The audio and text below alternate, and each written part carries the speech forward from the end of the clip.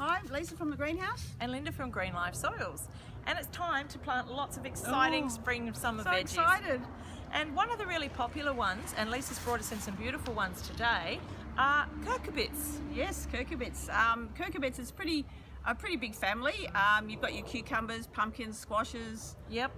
Rockmelons, watermelons, zucchini, Yep. heaps and heaps of them, and this is a really good time of the year to grow them. They do like the summer, and Absolutely. they're good things to eat in summer too. Yeah. And Lisa's brought us in some lovely little mixed punnets here that have a couple of different sorts of cucumbers and a zucchini in them. And yeah, so definitely time to plant them now. And benefits of cucumbers? Heaps and heaps and heaps. Not only are they good for your salads, but they're also full of antioxidants. They've got some vitamin C. They're 95% water, which means if you're feeling a little bit dehydrated and you're out and about and you don't want to go and buy a bottle of water, grab a cucumber and munch on a cucumber. Yeah, good little snack when you're dieting. Absolutely, Yep. yes. It's very low in calories. It's also very good for your skin.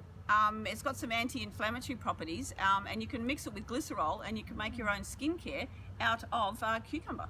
So Lisa runs workshops, so remember to come along to one of those to learn. That's some right. more. Yes, and we've got a really big one coming up for Christmas. We're going to make lots of goodies for Christmas presents. Cucumbers also very nice in a gin and tonic.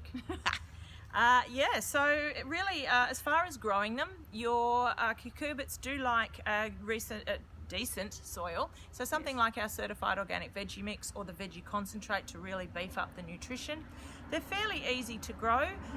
Cucumbers will climb, so they do need a trellis of some kind. Absolutely. And biggest problem with them is really powdery mildew, which is a disease that tends to come around with humidity. So if you can avoid overhead watering, you'll hopefully avoid the problem. And one of the best treatments is really simple. 1 part full cream milk to 9 parts water.